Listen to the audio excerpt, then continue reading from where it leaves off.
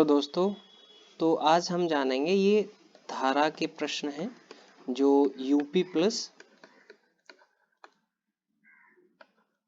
Radio operator और assistant में और यूपी प्लस का जो एग्जाम आने वाला है उसमें पूछे जा रहे हैं। आने वाले में पूछे जा सकते हैं और जो चल रहा है उसमें आ रहे हैं।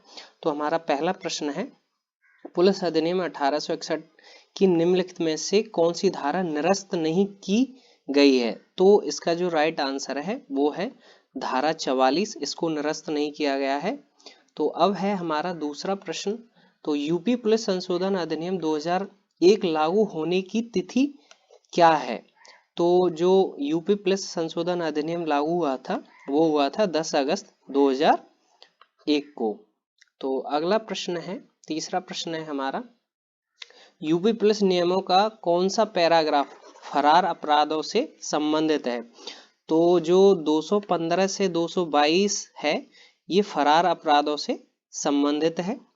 तो अब है हमारा चौथा प्रश्न, तो किसी जिले में आपराधिक प्रशासन का मुख्य कौन होता है? तो जो जिले का आपराधिक प्रशासन का मुख्य होता है वो जिला मजिस्ट्रेट होता है। तो इसका जो राइट आंसर है वो है बी।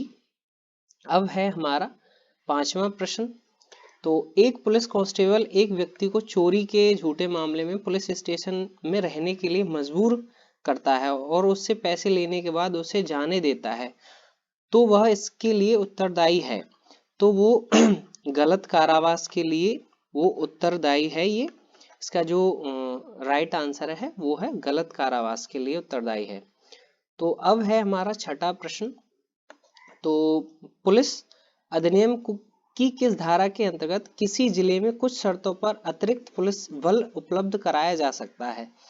तो जो अतिरिक्त पुलिस बल उपलब्ध कराया जा सकता है वो धारा 15 के तहत अतिरिक्त पुलिस बल उपलब्ध कराया जा सकता है। तो अब है हमारा सातवां प्रश्न, तो पुलिस अधिनियम की किस धारा के तहत राज्य सरकार को पुलिस बल के सदस्यों की सेवा शर्तों को नियंत्रित करने वाले नियम और कानून बनाने का अधिकार है? तो जो नियम और कानून बनाने का अधिकार है वो है धारा 2 के तहत। ये जो रेडियो ऑपरेटर है, मैं खुद दे के आया था वो एग्जाम, उसमें पूछे जा रहे हैं इस तरह के प्रश्न। और जो असिस्टेंट का है तो उसमें भी आ रहा है और यूपी प्लस में भी आ सकता है। तो आप देख लेंगे एक बार, कोई दिक्कत नहीं है इसमें। तो अब है हमारा आठवां प्रश्न, पुलिस अधिनियम की कौन सी धारा पुलिस अधिकारी के कर्तव्य से संबंधित है? तो वो है हमारा धारा 23। ये पुलिस अधिकारों से अधिकारी के कर्तव्य से संबंधित है। जो धारा 23 है वो पुलिस अधिकारी के कर्तव्य से संबंधित है। अब है हमारा 9वां प्रश्न, तो पुलिस अधिनियम 1861 की निम्नलिखित में से किस धारा में जनरल डायरी से संबंधित प्रावधान शामिल हैं? जो जनरल डायरी से संबंधित प्रावधान है वो है हमारा धारा 44 में जनरल डायरी से संबंधित है वो। तो अब है हमारा 10वां प्रश्न, तो सार्वजनिक सभा और जुलूसों के नियमन और उनके लिए लाइसेंसिंग का प्रावधान पुलिस अधिनियम 1861 में किया गया था। कौन से धारा में किया गया था? तो वो है हमारा धारा 30 के तहत। जो सार्वजनिक सभा और जुलूस निकाले जाते हैं वो धारा 30 के तहत निकाले जाते हैं। तो अब है हमारा 11वां प्रश्न, यूपी पुलिस नियमों के तहत एक ग्राम चौकीदार इसके लिए जिम्मेदार है। जो यूपी पुलिस के नियम है उसके लिए एक ग्राम चौकीदार जिम्मेदार है, वो है जिला मजिस्ट्रेट। तो इसका जो राइट आंसर है वो है डी, जिला मजिस्ट्रेट। अब है हमारा 12वां प्रश्न, त्योहारों के अवसर पर सड़कों पर संगीत की ध्वनि को नियंत्रित करने के लिए जिला पुलिस अधीक्षक की शक्ति प्रदान की गई है। तो वो किसके तहत शक्ति प्रदान की गई है? तो वो है हमारा पुलिस अधिनियम की धारा 30 की और धारा 4 की। तो इसके तहत धारा 30 की और 4 के तहत शक्ति प्रदान की गई है।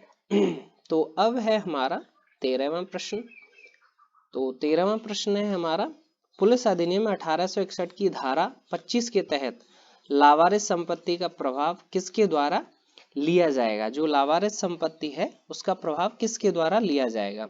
तो इसका जो राइट आंसर है वो है प्रत्येक पुलिस अधिकारी के द्वारा लिया जाएगा प्रभार जो है इसका। अब है हमारा 14वां प्रश्न। तो पुलिस अधिनियम 1861 की धारा 7 के तहत पुलिस महानिरीक्षक की वैधानिक शक्तियां निम्न के अधीन है।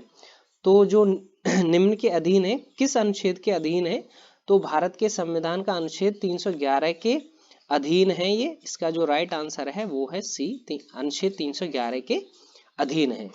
तो अब है हमारा 15वां प्रश्न। पुलिस अधिनियम 1861 के तहत विशेष पुलिस अधिकारी की नियुक्ति किसके द्वारा की जा सकती है। तो इसका जो राइट आंसर है हमारा वो है एक पुलिस महानिरीक्षक के आवेदन पर और एक मजिस्ट्रेट के आवेदन पर। तो ये हमारा लास्ट प्रश्न था। अगर आपको हमारा वीडियो अच्छा लगा हो तो लाइक करें और शेयर करें और सब्सक्राइब।